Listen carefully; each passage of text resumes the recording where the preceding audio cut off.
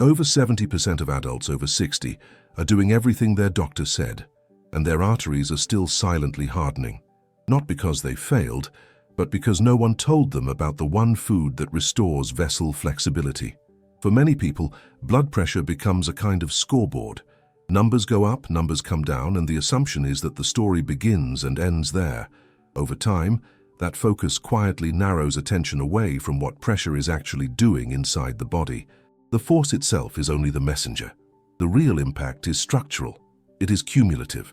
And after 60, it concentrates its damage in one fragile, easily overlooked layer that determines whether your arteries behave like living tissue or rigid plumbing. Inside every artery is the endothelium, a paper-thin lining that most people never hear about unless something has gone very wrong. Yet this lining governs almost everything that matters for circulation.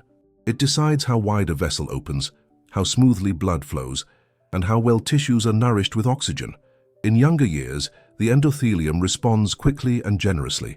It releases signals that tell vessels to relax when demand increases. With age and constant pressure, those signals begin to fade. One of the most important of those signals is nitric oxide. This molecule functions like a natural relaxant for blood vessels, allowing them to widen and soften in response to movement, stress, or changes in blood flow. As the years pass, the aging endothelium produces less of it.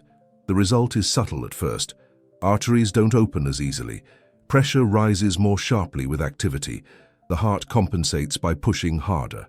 Over time, systolic pressure creeps upward, not because the body is careless, but because the vessels have lost their ability to cooperate. A useful way to picture this is to imagine a set of sliding doors that are no longer lubricated. They still open, but every movement is strained. There's resistance where there used to be ease. Each push causes a little more wear. Blood vessels behave the same way when nitric oxide is scarce.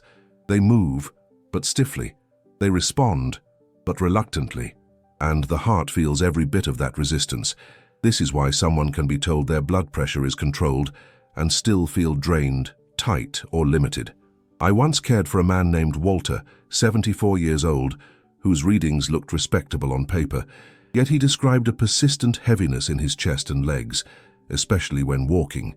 The issue wasn't uncontrolled pressure, it was loss of flexibility. His arteries were functioning more like rigid pipes than living adaptive tissue, forcing his heart to work overtime for ordinary tasks. What often gets missed in conversations about blood pressure is that healing is not only about suppression, it is about support. Supporting the systems that allow blood vessels to relax, adapt, and recover. When the endothelium is given the right signals, circulation becomes smoother, blood flow becomes more efficient. The heart no longer has to compensate as aggressively. Over weeks and months, trends begin to shift in a way that no single reading can capture. This perspective changes how progress is measured.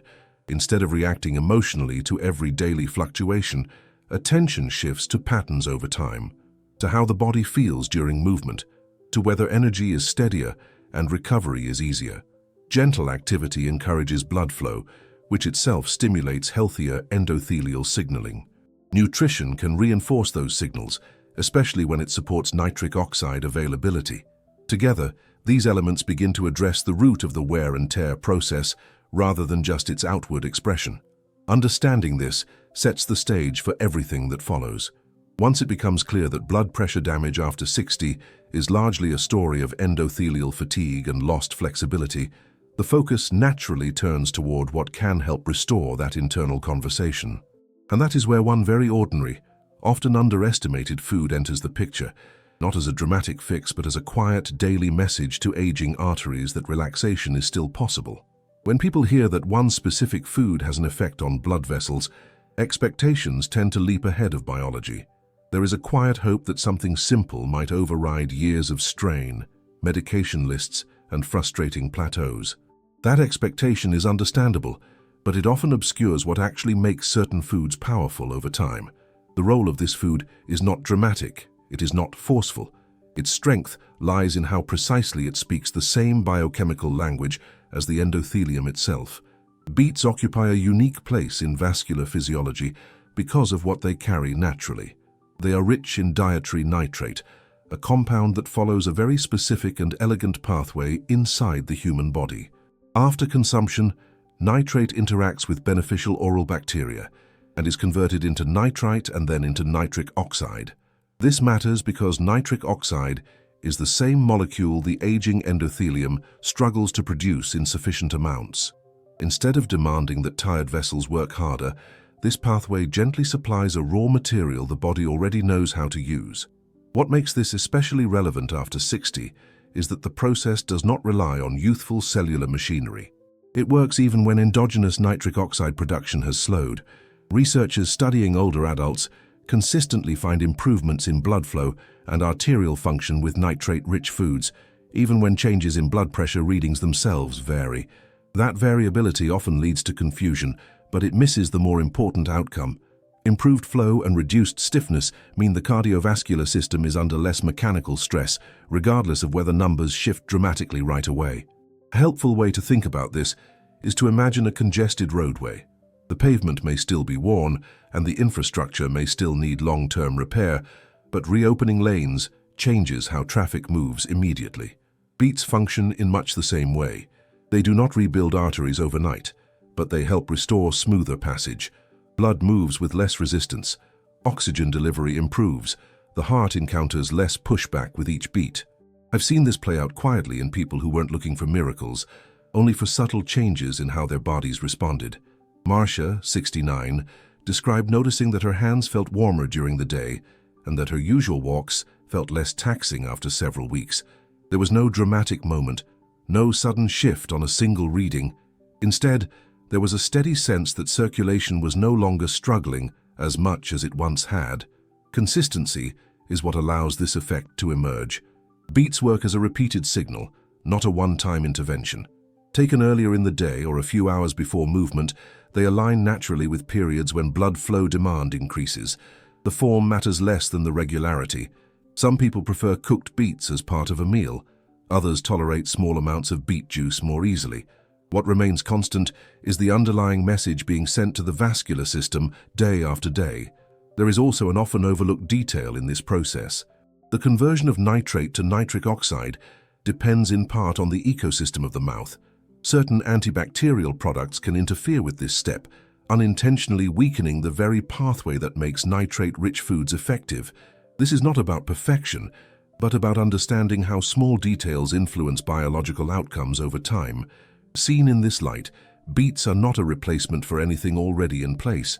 They function more like a reminder, a biochemical nudge that reinforces relaxation signals in vessels that have spent years bracing against pressure.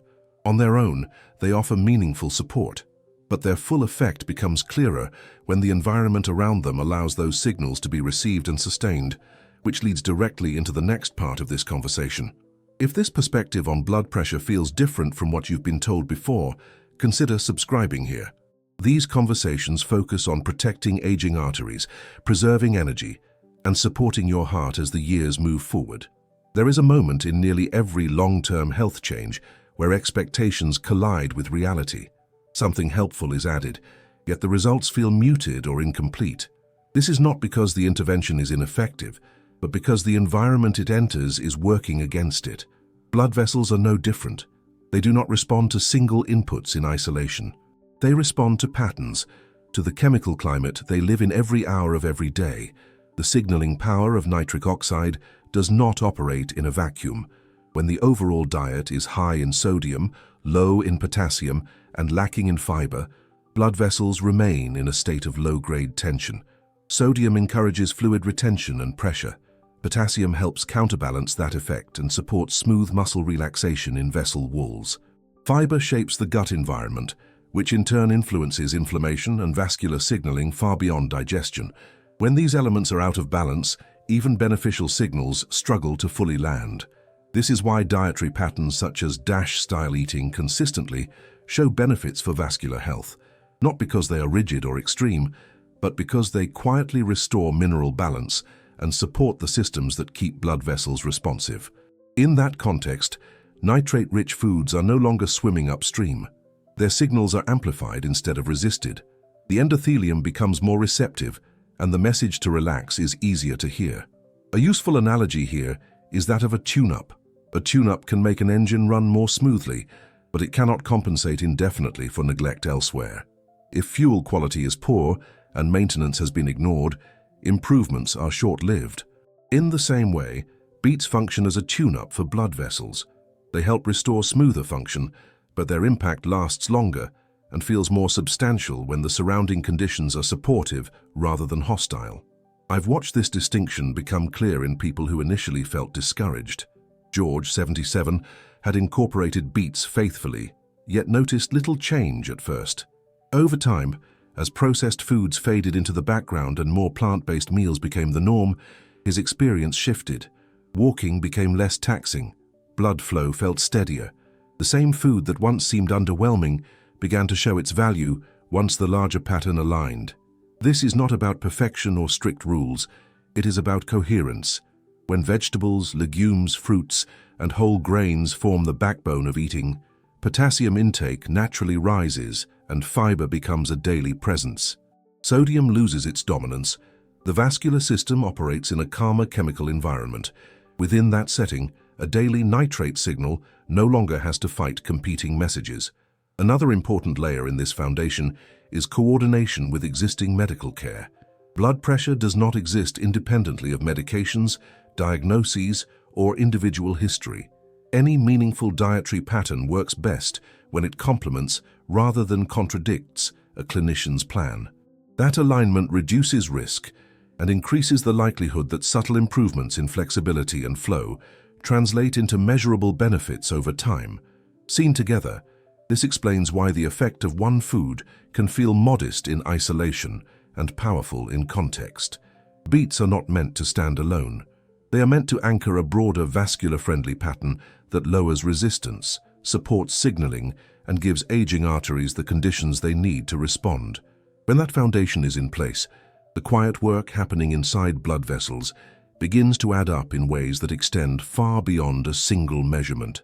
By the time most people reach their 60s and 70s, the conversation around blood pressure has become narrow and exhausting. It revolves around targets, adjustments, and vigilance, often missing the deeper question of what the cardiovascular system actually needs in order to function with less strain.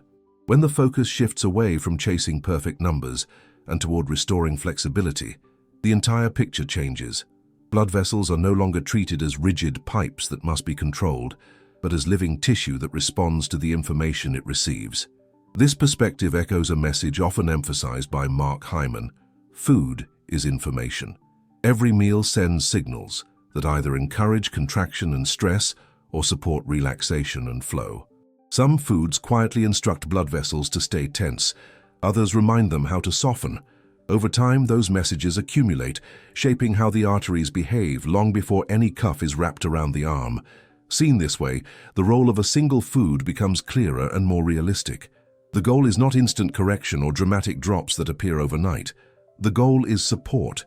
Support for endothelial signaling, support for smoother blood flow, support for a heart that no longer has to push against unnecessary resistance with every beat. When vessels are more flexible, movement feels easier. Energy is steadier. The cardiovascular system works with less noise and less effort in the background. There is also something deeply reassuring in this approach. It reframes aging not as inevitable failure, but as a process that responds to the right inputs. Stiffness is not a moral failing, nor is it simply the price of time. It is a biological state influenced by daily signals, repeated thousands of times. When those signals begin to shift, even subtly, the body often responds in kind. What emerges is a new way of thinking about vascular health after 60, one that values consistency over urgency and understanding over fear. One simple food, used steadily and wisely within a supportive pattern, can help aging arteries remember how to relax. And when flexibility returns, even partially, it changes far more than a number on a page. It changes how life feels moving through the body, one day at a time.